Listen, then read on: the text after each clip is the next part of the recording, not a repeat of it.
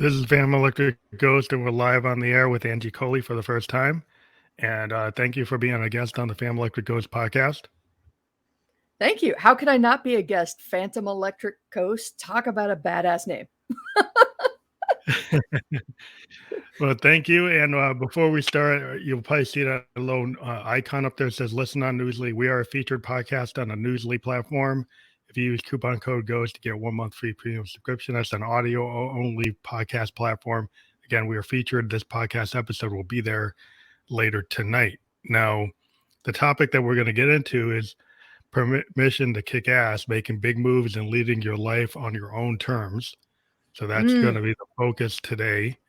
And then I think I've got your website. And for those who are audio only, we have permissiontokickass.com. And so if people click on that, what would they find? They'll just go to my website where I share everything about my journey. I teach entrepreneurs how to improve their leadership skills and communication skills. Doesn't sound all of that sexy, but I promise it's really, really awesome stuff. So permissiontokickass.com, that's where you'll find me. That's great. So let's get started with your topic of making big moves and leading your life on your own terms. So you're an author, a business owner, and an entrepreneur. Like maybe I don't know which one you want to start with first because you're all three. But let me know. Just kind of start it. Well, I mean, they all kind of overlap a little bit. I mean, the book I've been working on for the past 5 years. So talk about a labor of love. I now know why they talk about a book being the ultimate authority when you're trying to build a business. Yeah, because nobody does them because they're super, super hard. Like managing the process when you're self-publishing or even when you're working with a publisher, it's just a lot. It's a lot. Just writing the book itself is a lot, let alone launching the thing. So the book came about because when I started my business, I always just, I don't know if I got it from society at large or if it was just the place and the time that I grew up in, but I got this message about business that it looks a certain way.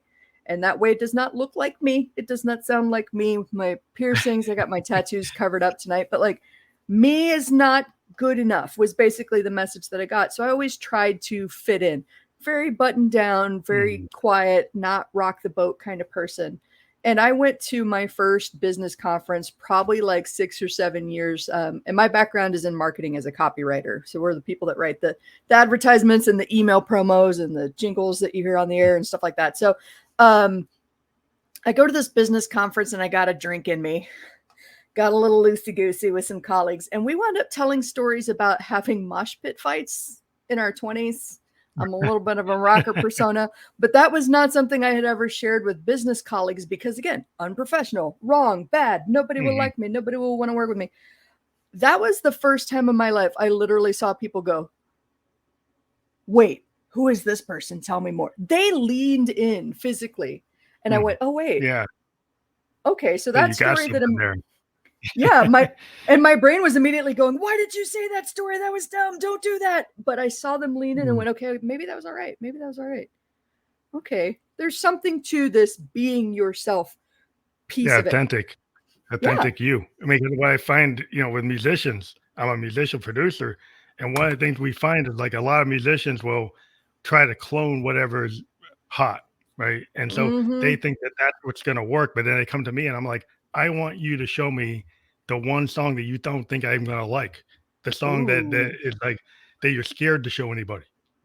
That is an interesting approach. It's the more authentic version of who they are. Instead of them trying to be Taylor Swift or trying to be whatever's hot, it's who they actually are. And I'd rather work with that because that's something that will make them unique and we can just make them sound better. So that's my approach. And I think it works in life that way because a lot of people spend their time trying to clone other people. Like, well, you're never going to be Jimi Hendrix. You're never going to be Jimmy Page.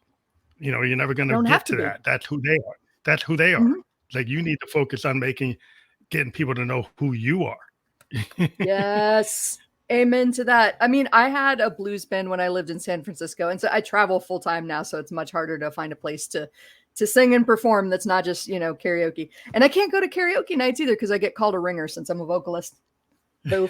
But when I had my blues band, I mean, for years, I would not listen to recordings of myself. I would not watch performances of myself. I loved singing. The crowd loved it. I can admit that I'm a good singer. Am I one of the best? Meh, I don't know, but I'm pretty damn good. And I'm Mhm. up there having fun, but I won't listen to myself. And I realized after the fact, it was when I was in my head, like putting on a performance, and I was thinking about everything as I was doing it. And it just made me look like stilted and slightly delayed and self-conscious, and I could pick up on that energy. But then there were times where I was able to just like let go and connect to the music and be out of my head and in the music fully. And when I saw a couple of those performances of myself, I went, oh, there she is. That's the flow. That That's one. the flow That state. one. It's like Mm-hmm. when you're in that flow, that stream of consciousness, like you get into the groove. If you're a funk Yes. band, like if you're a jazz band, it's like we don't have to say anything. Like we just nod each other's heads, like you got it. Oh And yeah. then you got a guy comes in and they're asking what the chords are, you're like, you don't got it. Mm-hmm. Don't got it. you Don't know, got it. because they kind of like you get to the state where you just feel it and you let Mm-hmm. it go. You let it go through you because you got to get a certain level of confidence. And I think this applies to Mm-hmm. anything. A lot of people are experts, but then they have so much self-doubt and they've been doing something they should really believe in it. But then they start letting all these negative things come in and Mm-hmm. self-sabotage and all this limiting beliefs.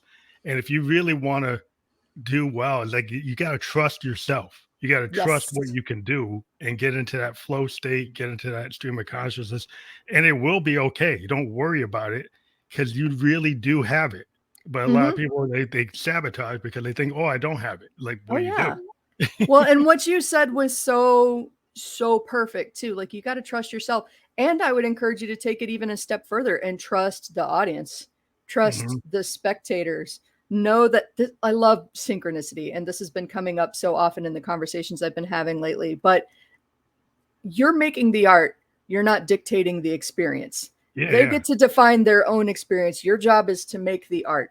So if you can just trust them to have their own experience and the right people are going to love it, like my mosh pit story, uh, the right Hmm. people are going to love it. And for some people, it's not going to be for them, but the people that love you are really going to love you. And that's going to be so real and so valuable. Like, it's vulnerable too, Yeah, right? Just opening yourself yeah. up and putting yourself out there for, potential judgment. But I don't know. They talk about that thick skin thing and not caring what people think. I find it's pretty hard for me to not care what people think, but I've developed a filter where it's like, do I know you?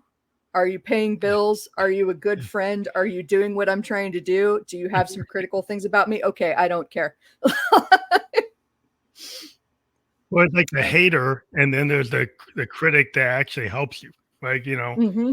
I was listening to this story where like Pete Townsend was talking about his idea for Tommy. And he was talking to Mm-hmm. these guys just before Tommy came out with his big rock opera. He kind of was pitching it to this guy at Rolling Stone. Mm-hmm. And he was the kind of like, he's very a sensitive guy for a rock star. He's a very Pete Townsend. And he was pitching these ideas and was kind of wondering, like, was this thing totally blown out of, is this even going to make sense? Mm-hmm. And then he pitched the idea of the pinball wizard. And he kind of did it kind of off the cuff. And Yeah. so if I have this pinball wizard in the story, is that going to make it? Are you going to give it a 5 star? And the guy said, yeah, that'll give it a 5 star. But he was like, he wanted to, and he was hearing people telling him that Tommy was missing something. Mm-hmm. And then he came up with the pinball wizard. And Love then he was it. still kind of fearful, like, is this really going to work? And so he was looking for some kind of input.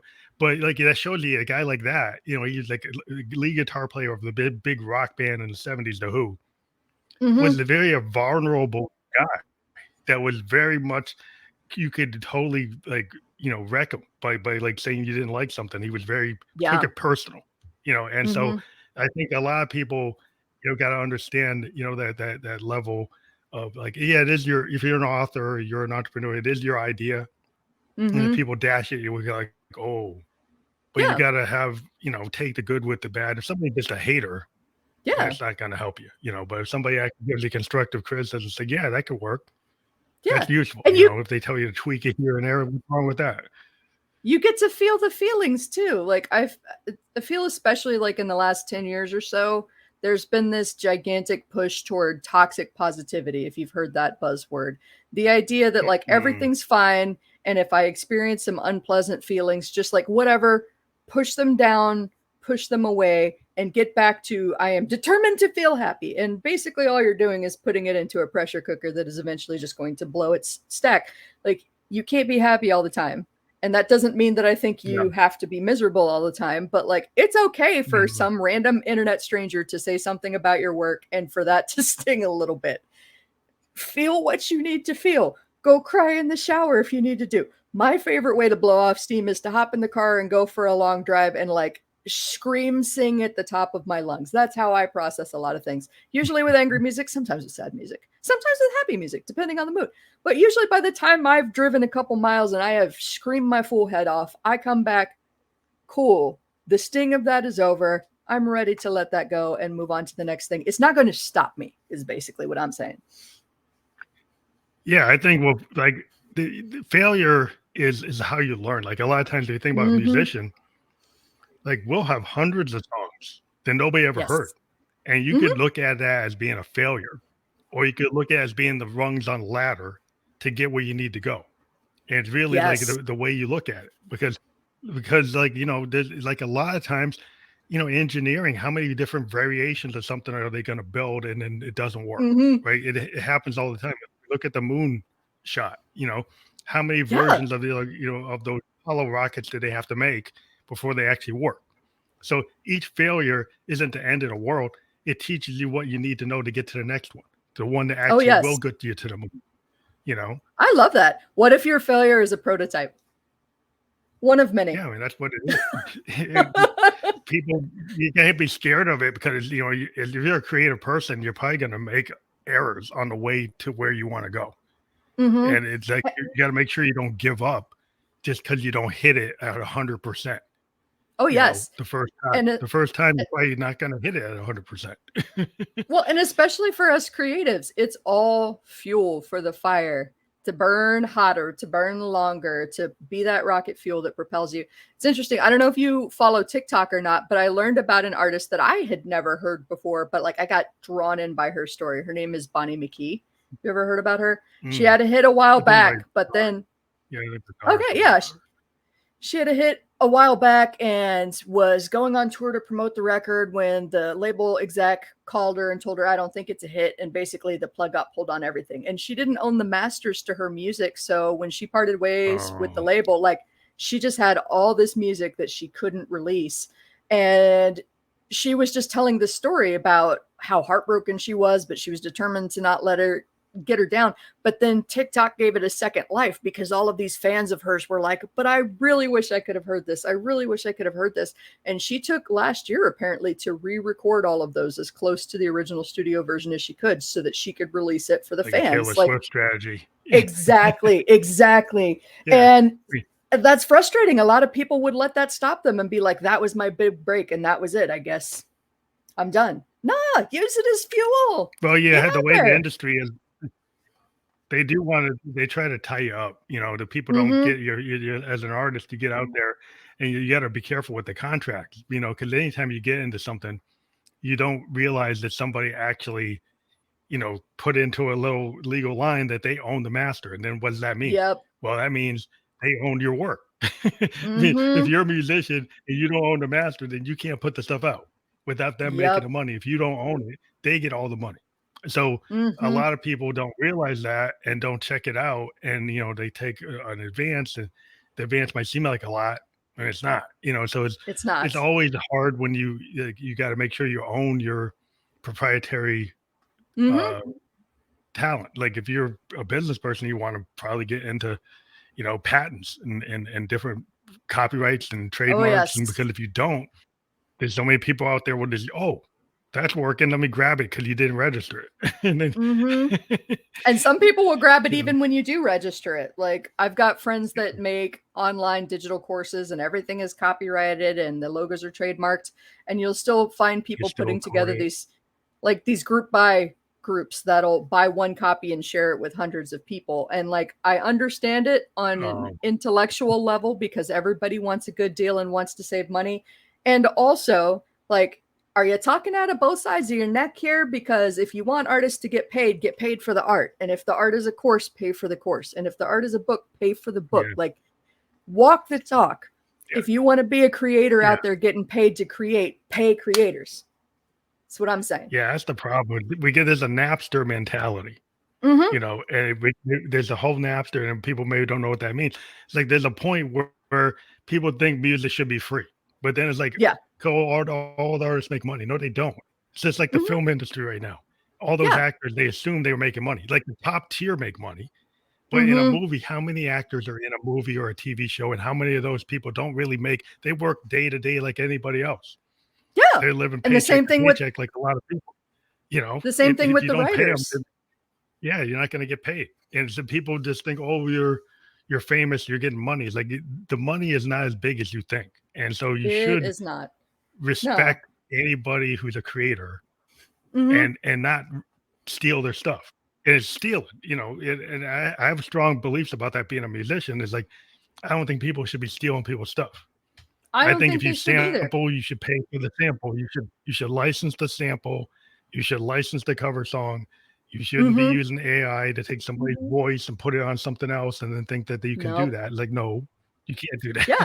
Yeah, I'm totally with you. And like the back asswards thinking in that whole situation where like some of the actors and some of the writers were showing the checks that they got for literal paper checks that were mailed to them, that were printed, that were endorsed by somebody, that went through payroll and went into the think about all of the dollars adding up to send somebody a 3-cent check. The money is there. Like you're just spending it on stupid stuff. The problem is when you give it all to the shareholders and the bondholders and the stockholders, but they're not the ones doing the art. Like, is the investor or the investment banker the one that made the TV show? Are they the one that wrote the TV show? Do you think the AI is going to write all that? I don't think so. Because I've seen some of the stuff the AI produces, and it's not something you're going to sit down and watch. It's not Seinfeld. It's not Sanford and Son. It's not anything you're going to remember. Oh, no. Most of the time, it's hot garbage. Most of the time, it's hot garbage. It takes really like somebody that's already a genius to be able to engineer the kind of prompt that would churn out genius work. And by the time you have engineered the prompt that would churn out the genius work for the AI, you probably just could have written the thing yourself. So, yeah, I mean, I just think that we're living in an age where people don't understand the value of people's hard work, and it's multiple levels because there's a lot of people stealing people's stuff. Yep. And you know, I think people, like, if you think about it, if you're a life coach and somebody's like found a way to steal your program and is giving it away for free on the dark web, or and just thinks they could do it, or even impersonating you and asking for people to pay them. That's a big problem because, you know, it's not just, oh, wow, I don't have any money, so I need to get it for free. It's like, you got to start thinking about what's going on here. Yeah. And I don't know what the answers are, but I know that we're on the verge of an unprecedented era of creativity, I think, because there are going to be a lot of people who use the AI to kind of masquerade as creatives, but they don't understand the pain that goes into that. And I'm not saying that artists is suffering, but it's work, and it's for writers, it's staring at the blank page. For musicians, it's not being able to figure out that freaking, how does that go? I can hear it in my head and I can't quite figure it out. Like, it's a struggle to get that out into the world. And that's part of what makes it hours that go into. Yeah. I mean, if you think, but the amount of hours that go into doing something creative, whether you're creating a program or creating a business plan, or there's a lot of work that goes into it. And a lot of times you don't get paid for months and months or years. If you're writing a book, how long does it take you to write that book, and when do you finally get a check? You know, that takes a long time. And the same thing with the, you know, musicians. Like, we can spend hours and months and years putting something together, and then highly likely it won't make any money. And you have to find other ways to make money by touring or licensing or selling merch, and you make more money from your T-shirt than you do from your song. But that's, and I mean, you know. That's the heart of it. That's the heart of it right there. I mean, you hit the nail on the head. You're asking about the book. It's taken me 5 years to write my book, right? When it goes out, is Yeah. it going to be an instant bestseller? Lord knows I hope, but we can't predict any of that. Like I said, my job is to create it and put it out into the world, and what the world does with it after that, I'll do my best to try and make it a bestseller. Can't guarantee any of that. Is it going to set me up for life like J.K. Rowling? Probably not. Is it going to be like the bulk of the writers and the actors on strike right now who are like, they're not making their money from this. They've got side jobs to support them while they're trying to make it big, right? And you said it perfectly. When you are a creative, it's all of these other revenue streams that you are having to create that actually make up the bulk of the support for your art, right? And when I got my master's degree, it's funny. I have a master's degree of entertainment industry management. I worked in LA. It was a specific creative hybrid business degree because there were the two factions in LA. That's what they were trying to bridge. The business people that were like, it's called show business, not show art. And then the artists going, you don't have a business without the freaking art. Like, so. Yeah, disconnect. Well, yeah, there's always a disconnect where they think they can just, do so much AI. But the way I look at it is this, I'm a synthesist, and that means I use synthesizers. There was a time back in the 50s when Dr. Moog, who created Dr. Robert Moog, made the Moog. The musicians, the purists said, well, that's not real music because that's not an acoustic instrument. It's not a piano. It's not a guitar. It's not a cello. And so they didn't think it was real. And so it's the kind of like, so you think about it, when anytime somebody uses some kind of tech to introduce something into music or art, people will go and say, that's not good. But the thing is, there's a way to use it. Yeah. Like there are ways to use AI that you can enhance your workflow or enhance what you're doing. Like for my sound editing, like as a recording engineer, I could go and have an AI say, I want to sound like Fleetwood Mac Rumors. Set my Neve board, a virtual Neve board, to give me the same compression ratios that were on that record for the vocals, for the bass, whatever. Ooh. Now that is a use of that's not actually just writing the song. It's actually helping me produce the song. So I don't have a problem using a tool that helps. But the problem is if I try to make it do 90% of my work as a creator, that's the problem. I don't think I should do that. Yeah, I agree with that. I was actually thinking about that on a drive earlier because I was trying to figure out some sort of metaphor to explain that like people are confusing the tool for the art, and like getting a lathe for woodworking is not getting a cabinet, like those are two different things, and one is a tool to produce the other. And no matter how, I mean, I suppose there could be like AI lathes at some point in the future that create beautiful cabinets, but it's still just, it's the imperfection. It's the woodwork, the love and the struggle that you put into it, the artistry. Like, it's so much better when it's here. There's still going to be room for hand-built stuff because maybe the components were built by a robot inside of it, but the outside of it has to have a certain design. And people tend to want something that was customized by an artisan, because they what you find today, even in the market, people get cars and then they customize their cars and trucks. Why? Because they don't like what just came out of Detroit. They go and they add stuff to make it uniquely them. So the individual wanting to stand out is still a driver. So people want that individual customization, and that's where human beings are always going to be involved in that, because I just think they have to be, the artisan type of effect, like you said, with cabinet woodworkers or people doing customized things, that's everywhere. People do that all the time for almost so many different things that people are into, that I don't think the AI and the robots will ever get that totally down. I think, they might help people in the process, but it's not going to take over. Exactly. And there are going to be some people that love 3D printed furniture. Cool. There are people that love that. There are people that love IKEA, and then there are people that love that artisan stuff. There's something for everybody. Yeah, I just think that, I think respect for artists and business people in that, the work you do, because some people just think you woke up and you just got your business, and they think it's like, oh, like how did that, you just woke up and you're just like, oh, you're like, Elon Mhm. Musk and you're just amazing business plan off the bat and you got Tesla, you got Yep. SpaceX, and you're just like, boom. And even Mhm. that story is not that story. You know, Oh, I have it took a heard long that time all for the him to time. actually get that. Mhm. You know, one of the things that you can say, I mean, it doesn't quite piss me off because I don't give people that power over my mindset and my headspace, but, like, if you were gonna piss me off, tell me that you think I'm lucky to be where I am. No, Yeah. I've made some really hard choices to be where I am and to achieve what I've achieved. I have made personal sacrifices. I have had relationships that didn't work out because I was going in one direction and they didn't like that I couldn't be, normal and a 9 to 5 person. And that's just not who I Mm. am. And it's okay. All of those things are okay. But I made those choices. Life didn't just drop permission to kick ass in my lap. That was a series of decisions and me following my own intuition. Like, I could have taken that conversation at the bar from back at the beginning and said, okay, that was cool. That was nice, but that was scary. Let's put that part back in, even though they leaned in and said that that Mhm. was awesome, because that was very uncomfortable and I didn't like that. And they might judge me, go back to being buttoned up. I could have done that. I didn't. And that made all the difference.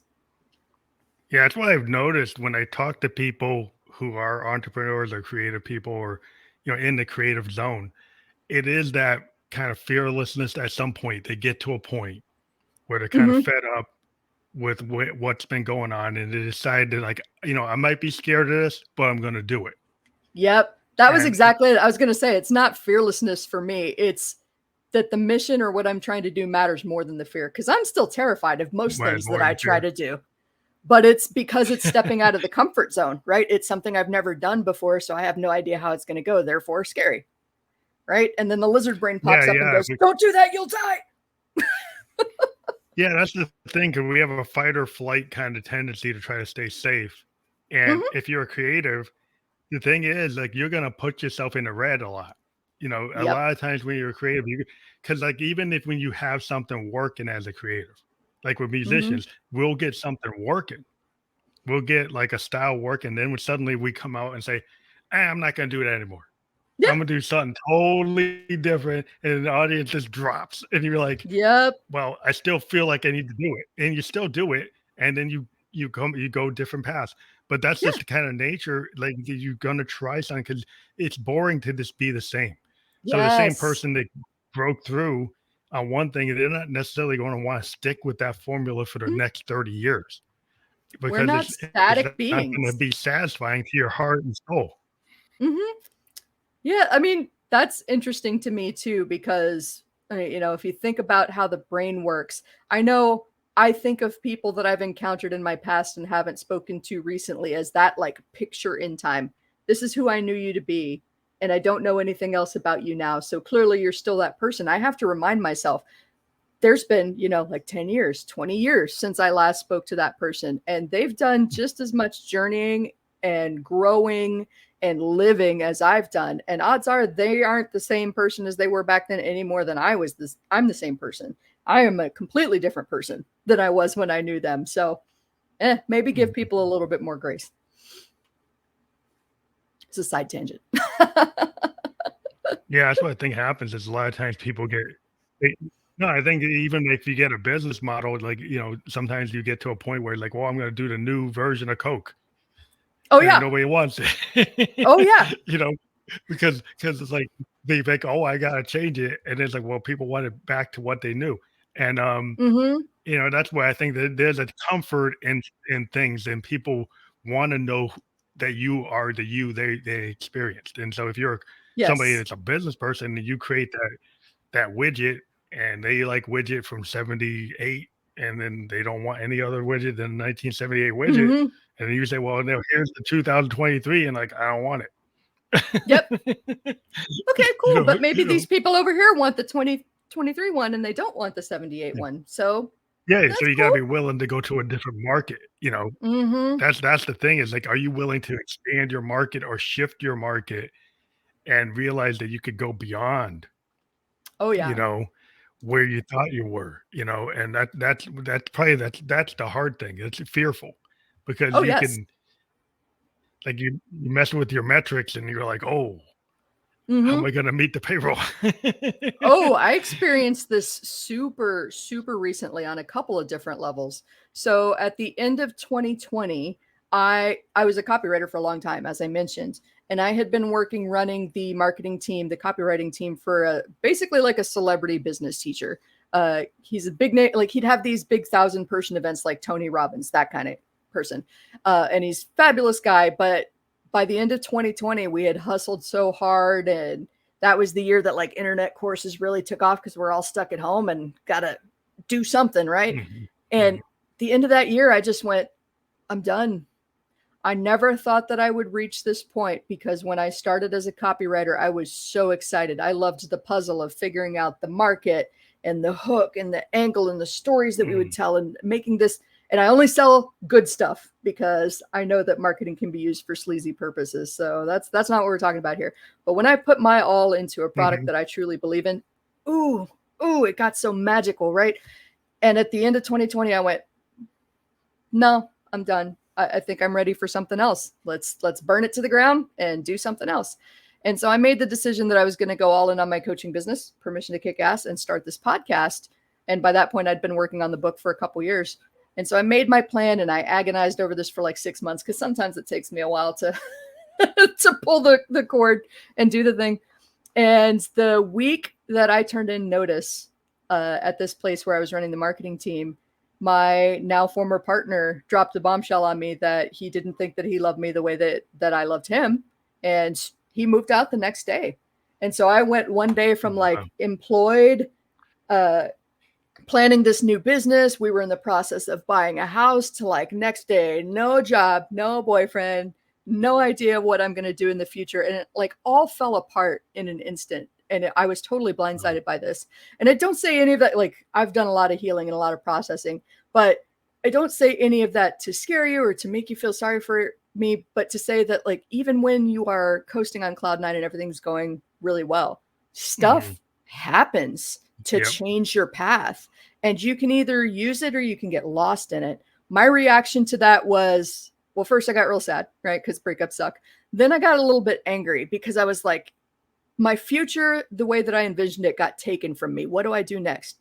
Well, I'm going to flip a great big old bird to Mhm. that. And I'm not going to do anything that you expect me to do. He had mentioned, hey, why don't you just do the easy thing and take over the lease? I was like, nope, I'm going to pack up everything I own and my cat. And I'm going to drive across the United States and I'm going to figure out what feels like home because I don't know what feels like home, but it's not Houston. So we're leaving. And Mhm. he did one right before I left. He goes, I'm kind of jealous that you're getting to travel like this. I was like, not today, Satan. No, that's that ship has sailed. So that's what I've been doing for the last couple years. You know, the title of the show we were talking about living life on Mhm. your own terms. I had a lot of options and I'm very grateful for that because I know that a lot of people don't have options in a situation like that. They would have been stuck. I took the risk and I Mhm. didn't know how it was going to work out and it did. And there was something really freeing about just deciding to do it and then trusting that I would figure it out along the way and that I didn't need to spend forever planning. I just needed to get to that first place, which was New Orleans. I think you would Mhm. love this too. Here's the synchronicity again, right? We're musicians Yeah. talking on this show about all of this. I got to Yeah. New Orleans thinking that I was probably going to go along the Gulf Coast into Florida where I have a lot of friends. I got to New Orleans and I loved the jazz scene so much that I decided to change and go to all the Stay musical stay towns. here. I went up to Memphis. I went across to Nashville. Like, it was Oh, wow. You went such to a beautiful, oh, wow. such a beautiful first year.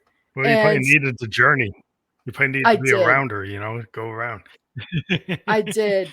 And I gave myself permission again to just do whatever I wanted, but it still took me, like 6 months of processing, of trying new things, of repeatedly having to tell myself, don't just work your tail off on somebody else's couch. That's not what this whole trip is about. If you're not Mm, going to get out there and do things and try new things and meet people, what is even the point of this trip? And it took me about 6 months. I got to Asheville, North Carolina, and I really wanted to go to this outdoor spa. It's probably telling too much, but I think you'll dig it. mm, There was an outdoor spa that had these like hot tubs that you could just sit Mhm. butt ass naked in the mountains, looking out into the forest with the fireflies. And they had like a building. It Oh, was a that's cool. three-sided building with a roof, and it was private still. But like, there was something when I saw that advertisement that went, "Yep, I want to sit naked in a hot tub on a mountain looking out at the fireflies at sunset. That's something I want to do." And I tried to convince one of my girlfriends to come out and go with me. And then I tried to search the recesses of my brain for, I needed something to give me permission to do this. I needed to celebrate. I needed a win. I needed a reason to go do this.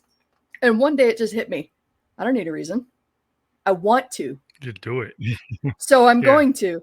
And that just kind of changed the whole trajectory over the last couple years. It's been like, I want to, I'm going to. Okay, cool. We'll learn what we learn from this That's like, experience.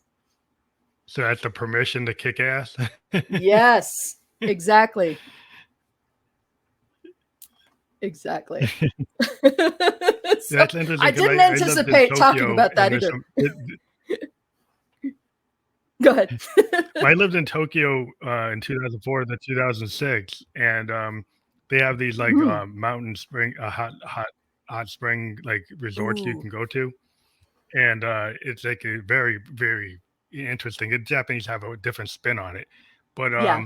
just the whole Eastern philosophy of being in Japan kind of opened Mhm. my eyes. You know, because I lived in the West most of my life and 2 years in Tokyo, but that to me was something that I chose to go there because when I was 27, I had a cancer and I Mhm. survived it. Mm. And the pre-cancer me would have never gone anywhere like that. Mhm. And post-cancer, I was willing to do things the way now you see me as a podcaster. I would have never done that, Mm. pre-cancer. It kind of opened up my mindset where this kind of Yeah. this crucible moment happened in my life, and I decided I wasn't going to be held back by my own ceilings. That I was Mhm. putting like a self-limiting, and it's like, why Mhm. not go and go travel? And people say, oh, it was 2004. It's like, oh, it's dangerous to do air travel because 9/11 happened in 2001. They say, Mhm. oh, my parents were like totally against it. I say, hey, I'm going because I survived cancer and I want to go to Tokyo and I love the Japanese culture. Yeah. I was really into it. I was doing a lot. I was reading a lot of things about Japan. I was into a lot of Japanese things. And so Love I'm going to that. go live there. And you know, you never know. When you have an opportunity, and you either going to be scared of it or you're going to just say, "Oh, I'm just going to do it." So it sounds like Yeah. I kind of went on my rounder. I think that's awesome. And Uh, like again, but synchronicity. I had a conversation on a different show with somebody earlier today, and he said something that really stuck out to me. And it was like, most people have two lives. Hopefully I get this right. The ordinary one that they live, and then the one that they live when they realize they only have one. And that sounds like mhm, you and I both had that experience where it was like, I only have one, and I'm aware that I only have one. So I'm going to go live this thing and have the experience that I can have on this limited time on earth that I've got. I told you already that I'm scared of things, but to me, it's more important to mhm, push past the fear and go do these things. I went to Colombia several years ago, South America, Colombia. And oh my gosh, mhm. my mom was terrified of that. And she was sending me all of these stories about like people get kidnapped there and drugs and things like that. And Yeah, I kept going in my brain, but millions of people live there and millions of people travel there. So yeah. So you should. there's probably some dangerous stuff, but no more dangerous than any big city I've ever been in the United States, right? Like, don't flash your valuables, Mhm. don't talk trash at people you don't know, don't be oblivious. Go with a group of friends like common sense applies, right? But just go and trust that there are Yeah. good people and that the good people outweigh the bad people in any given space, outnumber in any given space, and have an adventure. And Colombia was Amazing. amazing, Yeah. amazing. Yeah, that sounds like something I wanted to go to other places, but I kind of came back into a routine. But it's still Mm-hmm. you get to do something like going to Tokyo like once in a lifetime, but to actually be there for like Yes, 2 years. But 2 years. the idea, yeah, 2 years is just unbelievable. I still Mm-hmm. I have friends there, and I've always since the pandemic, it's been kind of hard to get back there because they've been Mm-hmm. having trouble there. In Asia, it's been a little harder with Mm. the pandemic, but hopefully one day I'll be able to get back there and do some things. Yes, But it's awesome. I just think it's interesting to have, goals that kind of scare you. Mhm. You know, and I think a lot of people they got that list, a bucket list, or they got this list. Oh, I wish I could do it. And it's like, well, who's stopping you? Yeah. You know, is this idea that you can give yourself permission once your mind's in the right state. Because a Mhm. lot of people, they're so like they're in this kind of state of not wanting to stay safe. I Yeah. think it's like in today's, you got the fight or flight, and a lot of people are getting Mhm. hit with that. Like they're always thinking they got to flee or fight because they're getting Mhm. stressed. And it's not the tiger, it's not the wolf, but it's something in No. your mind that's triggering it to be the tiger or the wolf. Mhm. Well, and it's interesting, and this is like it took me a long time to learn this because I'm from South Texas, and anytime anybody talked about like meditation or mindfulness, the way I was raised, it was hippy dippy BS. We didn't pay attention to any Yeah. of that. And thankfully, I'm grateful that I have lived all over this country at this point, and I've met people that opened my mind to this. I actually read this book that's called Meditation for the Fidgety Skeptic, because when I was falling Oh, into cool. mental states like that where I couldn't ramp down the anxiety. It was controlling my life and I couldn't do things. I knew that there had to be something that I was missing, and that's what finally opened my eyes to it. And so why I say all of this is like, yes, you're scared of that thing that you're trying to do. It totally makes sense. And when you get scared, your brain, exactly like you're saying, is dumping all of those chemicals exactly like you were being attacked by a tiger. It thinks that you are in danger. Sitting here on the couch just thinking about what you want to do when you are actually literally safe. So, if you can practice, if you can learn a little bit of mindfulness, mindfulness will help you separate the thoughts from the feelings and look at those from a detached place instead of just kind of letting them cascade down a hill with you and roll you into that snowball that rolls you over. Like, I didn't expect to talk about meditation tonight, but there we go. Yeah, I think a lot of times people, living in a different culture, Eastern philosophy. I was already a Buddhist, so it made it Mm-hmm. easier. And I was practicing, before I went there, a Japanese form of Buddhism, and Mm, it just made it easier for me to understand the society. And I did notice yes. that some of my expat colleagues who didn't have that background had a harder time because they Mm-hmm. didn't understand. Like we're in the East, it's not the West. Yeah. It's like Yeah. there's a different mindset, and your point of view coming from this Western point of view isn't the predominant view where you are. And there Mm-hmm. was like this zero situational awareness. It was trying to Yeah. force it. Mm-hmm. And it's like, if you're going to live there, if you're only staying there for a day or two, fine, you could do that. But if you're going to live there, you've got to Mm-hmm. understand where you have some situational awareness of like, where are you? Yeah. And I You almost see know? it like building muscle too, because I remember so I majored in French in undergrad first for reasons I still don't understand because I grew up in Texas, as I said. But part of that was studying abroad. And one of the programs I went to Northern Quebec in this tiny little 98% French speaking town called Chicoutimi. And I gained so much respect for people who are bilingual, multilingual, polyglots, immigrants, because my brain used so much energy trying to think and speak in another language and trying to figure out how to adopt a different culture that by the end of the day, all I wanted to do was go back to speaking English because brain just couldn't. Like, can't think, have the dumb. Mhm. So I have so much respect for people that But it's that hard. travel and immerse themselves in other cultures because it's hard. It really is hard, especially English. It's the Yeah. hardest language. Oh, we're just going all over Well, the the map problem tonight. is I like love it. in our society, yeah, it's just like this kind of this thing where you don't need to know it, other languages, Hmm. and you go to other places. And I was in downtown Tokyo, and I was meeting people that could do 5 languages, Hmm. and I'm like, oh, I so want to do I'm that. barely getting into Japanese. It's like, and to me, it was like, wow, to me, that's a real lack of capability in a global world Hmm. to be saddled with this mindset that somehow that your one language is you're fine. And then you see all Hmm. these people. I was meeting people from Australia and Europe and China and Korea, and they could do multiple languages. Hmm. And then I'm like, It just wow. That It that is a literally big problem opens up the because worlds. even as a yeah, it was just a business situation where the people who had the ability could negotiate better. So I Mhm. started working on, with my sensei to get better, and to actually do Nice. my reports in Japanese to show respect, right? So Mhm. if I give my report in Japanese, it shows I'm giving some respect. And I started even that the little thing I did there, I got way better connections and communication and buy-in for Yes. the things I was doing because I was showing I was trying. Yeah. And Most people people who just care didn't about you try, trying. yeah, if the people didn't try, didn't so I can't get these guys to agree. I was like, well, maybe you need to do the report in Japanese, Mhm. because like you're living in Japan, No kidding. you know. The first time I went to But France, I had a similar experience. Like, I was only a couple years in, and I was definitely garbling everything that I was trying to say, butchering it like that. I feel shamed of how I butchered the French language in the home of the French language. But I remember going to this shop once, and they automatically switched to English. Like, poor little dumb American girl, let me help you out here. And I threw a fit.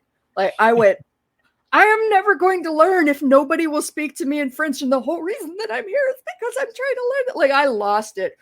And after I calmed down, we're going to speak very slowly and we're going to enunciate very clearly so that you can understand what we're saying in French. And we're going to show you where the locals shop because you're paying too much as a tourist. Come with us.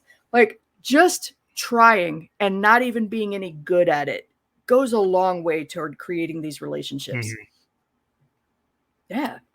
Yeah, I think Ooh. relationships and storytelling. Like, do Mhm. you find as an entrepreneur being able to tell your story, kind of like the elevator pitch, to be able to communicate is like a core thing. It's like how are you going to get people to really embrace what you're doing if you don't know how to pitch your story, right? If you don't know Oh, how to yeah. tell, like, why should I come to you? Like, so that seems to be like the core, and it's like for everything. If you're a creator, Mhm. if you're a business owner, you're an author, you have to be able to kind of pitch your story and get people to buy into it, right? Yes. And I think that's the thing that most people like gloss over or they haven't quite made that connection so they don't understand it. And here's why the arts are so important in a nutshell. Show is way more powerful than tell. I could tell you all day what my business does and who I help and who my perfect avatar is and what my offers are and blah, blah, blah. But if I don't show you why this is important, if I don't show you what I can help you achieve, I can't show you a transformation, I can't tell you a story about why you need to be doing this work, then nothing I said matters because it's already in one ear, Mhm. out the other, over the head. It hasn't connected. And that's why the art is important. Like you could picture the right story on a mental screen in your head, right? And you can put yourself into that story and understand it much better than if I tell you, well, I write emails for businesses. My words make you money. Boring.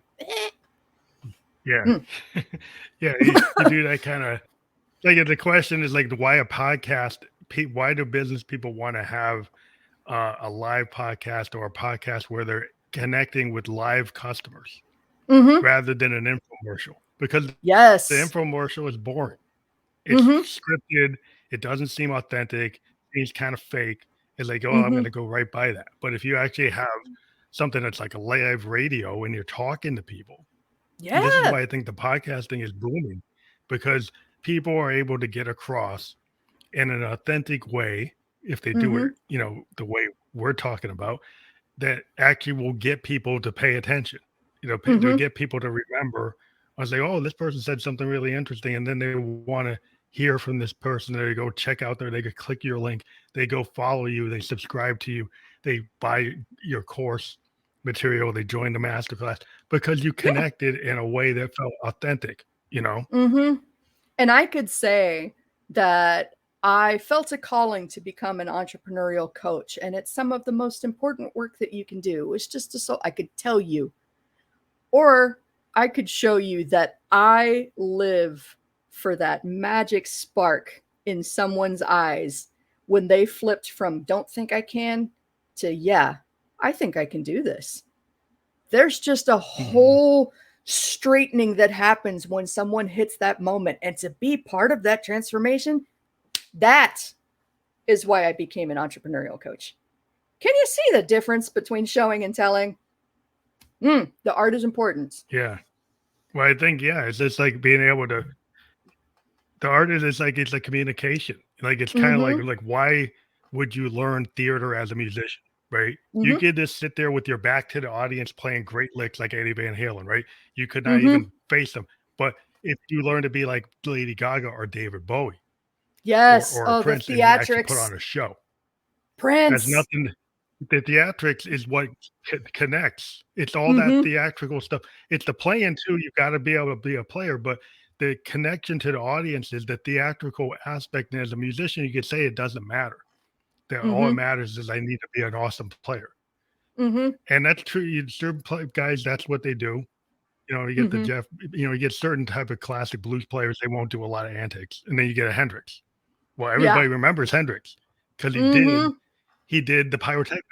Yes. He was an amazing player, but he had the theatrics. And so Mm-hmm. that to me, it still shows you that that carries through and Oh pushes you yeah. over. Yeah, that's so full circle into what we were talking about, like putting yourself into the art and making it uniquely you. I once, when the blues band and I were on a hiatus, I decided I wanted to try something different. I auditioned for an 80s hair metal cover bands. I'm sure you can't imagine that in your wildest dreams.